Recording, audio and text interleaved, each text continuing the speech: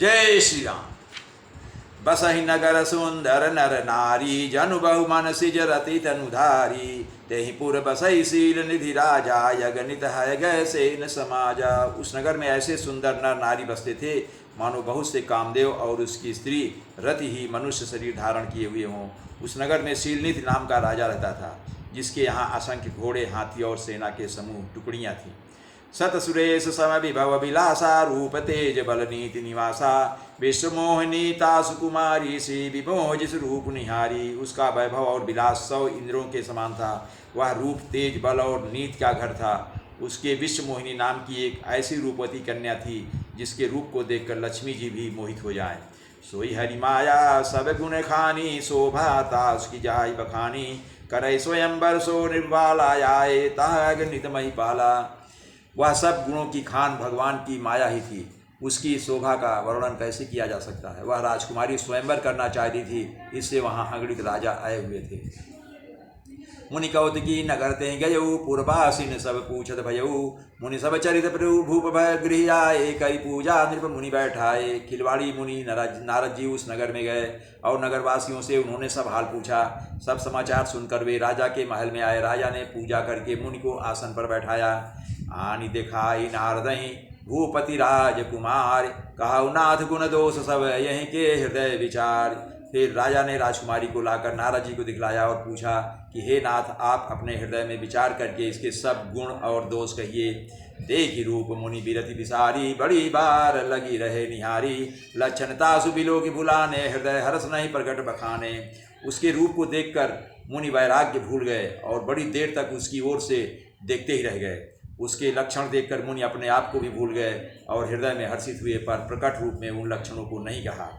जो यही बरई अमर सोई होई, समर भूमि ते जीत न कोई। से वहीं सकल चराचर ताही, बरई शील निधि कन्या जाही। लक्षणों को सोचकर वे मन में कहने लगे कि जो इसे ब्याहेगा वह अमर हो जाएगा और रणभूमि में उसे कोई जीत ना सकेगा। या शील निधि की कन्या जिसको बरेगी वह चराचर जीव इसकी सेवा करेंगे।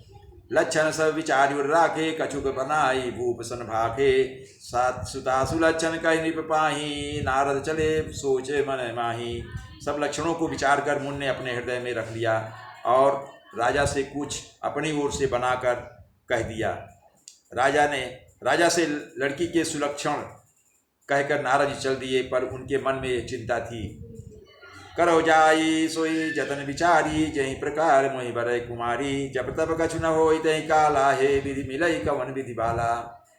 नारद को चिंता थी कि मैं जाकर सोच विचार कर अब वही उपाय करूं जिससे यह कन्या मुझे ही मिले। इस समय जब तब से जो कुछ हो नहीं सकता, हे विधाता मुझे कन्या किस तरह मिलेगी। ये अवसर चाही परम शोभा रूप विशाल, जो बिलो की रीझ कुंवरी तब मेल जयमाल। इस समय जो बड़ी भारी शोभा और विशाल सुंदर रूप चाहिए, इसे देखकर राजकुमारी मुझ पर रीझ जाएं और तब जयमाल मेरे गले में डाल दें। हरि सन्मागों सुंदरताई, होई जात गहरुवती भाई। मोरे हित हरि सम नहीं को, यही अवसर सहाय सोई हो। एक काम करूं कि भगवान से सुंदरता मांगूं, पर भाई उनके पास जाने में तो बहुत देर लगेगी। किंतु श्रीहरि के समान मेरा हितु भी कोई नहीं है, इसलिए इस समय वे ही मेरे सहायक हों। बहुविध विनय कीन तई काला, प्रगटे हो प्रभु कौतिकी कृपाला। प्रभु बिलोकी मुनि नयन जुड़ाने, होई काज ही हर्षाने। उस समय नारद जी ने भगवान की बहुत प्रकार से विनती की। तब लीलामय कृपाल प्रभु वहीं पर प्रकट हो गए। स्वामी को देखकर नारद जी के नेत्र शीतल हो गए और वे मन में बड़े ही हर्षित हुए कि अब तो काम बन ही जाएगा। अति आरति कही कथा सुनाई, करो कृपा करी हो सहाई। आपन रूप देव प्रभु मोही, आन भांति नहीं पावो ओही। नारद जी ने बहुत आर्त दीन होकर सब कथा सुनाई और प्रार्थना की कि कृपा कीजिए और कृपा करके मुझे सहायक बनिए। हे प्रभु, आप अपना रूप मुझको दीजिए और किसी प्रकार मैं उस राजकन्या को नहीं पा सकता। जय विधिनाथ हो हित मोरा, करो सो बेगी दास मैं तोरा। निज माया बल देख विशाला, हे हंसी बोले दीन दयाला। हे नाथ, जिस तरह मेरा हित हो आप वही शीघ्र कीजिए, मैं आपका दास हूँ। अपनी माया का विशाल बल देख दीन दयाल भगवान मन ही मन हंसकर बोले। जय विधि होई परम हित, नारद सुनऊ तुम्हार। सोई हम करब नयान, कछु बचन न मिर्षा हमार। हे नारद जी सुनो, जिस प्रकार आपका परम हित होगा हम वही करेंगे, दूसरा कुछ नहीं। हमारा वचन असत्य नहीं होता। जय श्री राम।